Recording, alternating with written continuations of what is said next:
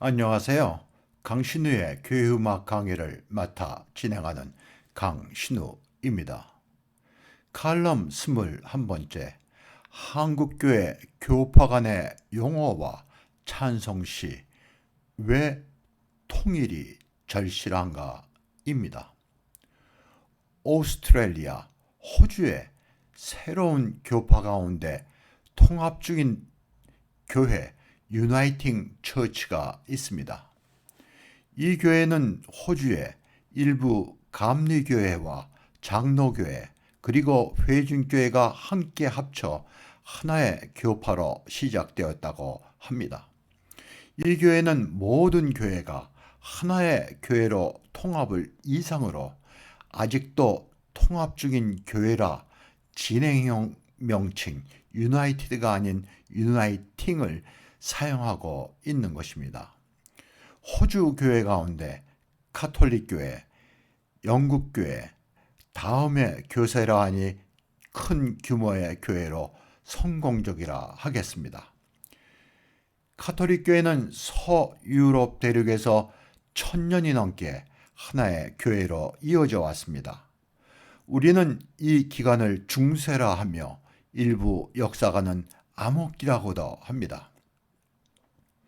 우리는 하나로 통합된 세계나 단체, 조직을 이상으로 생각하기도 하나 이것이 때로는 긍정적이기도 하고 부정적이기도 합니다.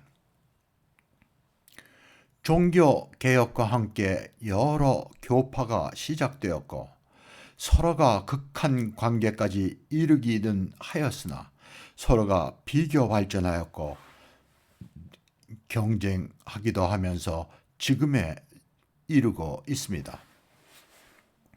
다음의 이야기는 통합이나 통일이 바람직한 분야입니다. 우리말 가운데 교회의 용어가 교회에 따라 사용하는 내용은 같은데 말이 달라 큰 불편을 겪고 있을 뿐 아니라 서로 간의 교류마저 어렵게 하고 있습니다. 예를 들면 교회력이 시작되는 첫 절기인 대강절이 여러 한자어로 교파 간에 다른 말을 사용하고 있습니다. 영어에서의 애드벤트는 오다라는 뜻으로 라틴어 아드벤투스에서 유래하였습니다. 영어에서는 애드벤트로 통일된 말로 사용하고 있습니다. 이를 한국 교회들에서 개신교는 대강절, 강림절, 장림절로 카톨릭 교회는 대림절이라 합니다. 성탄절 뒤에 오는 절기인 주현절은 영어로 이피파니라 하는데 그 뜻은 나타나다라는 것입니다.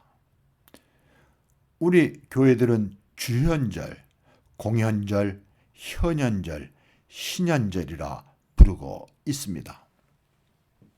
이 대강절과 주현절 절기의 다른 말들은 한자어로 넓은 뜻에서 그 내용은 같은 것이라 생각됩니다. 그 외에도 많은 교회 용어가 달라 혼란스럽고 서로 간의 교류를 어렵게 하고 있습니다. 이들 용어가 통일된다면 한국 교회에서 불평과 혼란이 없을 뿐 아니라 교파 간의 교류가 지금보다 활발하지 않을까 생각합니다. 또 다른 혼동되는 말은 찬송 그리고 찬양과 찬미입니다. 초창기 한국교회 찬송가는 찬양가, 찬미가 찬송시라 불리던 것을 이를 통합하여 발행하면서 찬송가라 하였고 지금에는 모두를 찬송가라 합니다. 아세아 한자권에서는 찬송가를, 일본에서는 찬미가, 대만에서는 찬양가라 합니다.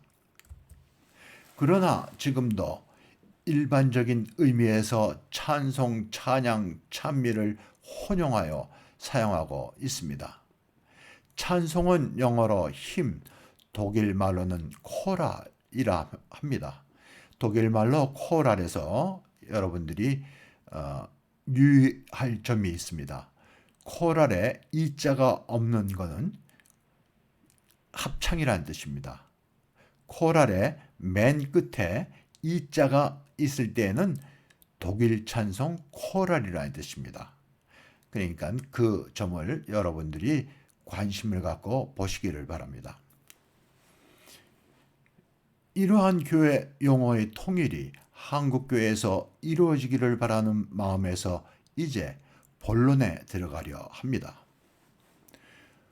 우리 찬송가의 찬송들 가운데 교파에 따라 같은 찬송이 각기 다른 번역으로 되어 있습니다. 이들 찬송들을 가장 우수한 번역으로 통일하는 것입니다. 내가 여러 교파와 교단의 찬송가를 보아하는데 그 번역의 내용과 수준에서 큰 차를 보이고 있습니다. 통일 찬송가 이전 장로교와 감리교를 비롯한 개신교가 여러 찬송가를 사용하였을 때에도 일부 찬송가의 가사가 통일되지 않았습니다. 우리 찬송가의 거의 모든 찬송은 번역 찬송입니다. 외국 찬송의 우리말 번역은 어려운 일입니다. 찬송의 번역은 단순히 그 뜻과 내용이 통하는 수준을 넘어서 때로는 그 내용이 의역되기도 하는데 이는 시적 언어로 쓰여져야 하기 때문입니다. 어느 찬송학자는 찬송시의 번역은 의역이 자연스러운 것이라 말하고 있습니다.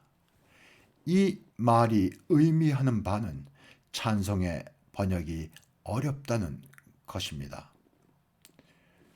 외국의 경우 찬송가를 번역한 사람을 찬송시 저자와 같이 대우하고 있습니다. 찬송가에 찬송의 번역자가 꼭 소개되고 있습니다.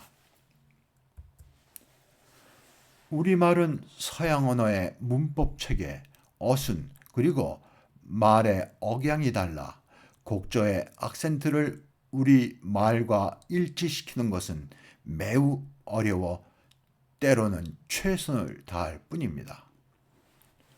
우리 찬송가에 가장 많은 영국과 독일의 찬송시는 관사가 일반적이고 한 단어 가운데 악센트의 위치가 달라 약강조가 많이 있습니다. 약강조의 곡조는 목받침 마디입니다. 우리 말은 관사가 일반적이지 않고 말의 악센트는 단어 첫 번째 음절에 있어 강약조가 대부분입니다. 이 약강조의 어세로 된 찬송곡조의 우리말을 기존 곡조의 악센트를 맞춰 번역하는 것은 힘들어 어느 것은 거의 창조적인 과정을 거쳐야 합니다. 그러나 일부 찬송가에는 이에 대한 노력한 흔적이 없어 우리말과 곡조의 어세가 맞지 않아 노래하기 어렵고 어색한 경우가 많이 있습니다. 이는 찬송시의 내용과 시의 전달이 어렵고 노래하기에 크게 불편합니다. 어느 찬송가의 번역의 수준이 낮은 찬송시를 다른 찬송가에 있는 우수한 번역의 찬송시로 대신하면 좋지 않을까 생각하곤 하였습니다. 여기서 가로막는 것은 교파 간의 용어의 차이와 자존심이라 생각됩니다. 외국의 많은 찬송가들은 우수한 번역으로 거의 통일되어 있는데 우리가 그러하지 못한 것은 교파 간의 교류가 적고 이러한 문제에 관심이 없기 때문일 수도 있습니다. 여기에서 교파가 다른 찬송가들의 몇 번에 번역된 찬송시를 찬송시의 내용을 비교하여 소개하고 싶으나 피하려 합니다. 이 글은 논문이 아닌 짧은 칼럼으로 여러 교파에서 발행한 찬송가에 번역시를 비교하고 분석하여 평가한다는 것은 적절치 않다고 생각되기 때문입니다.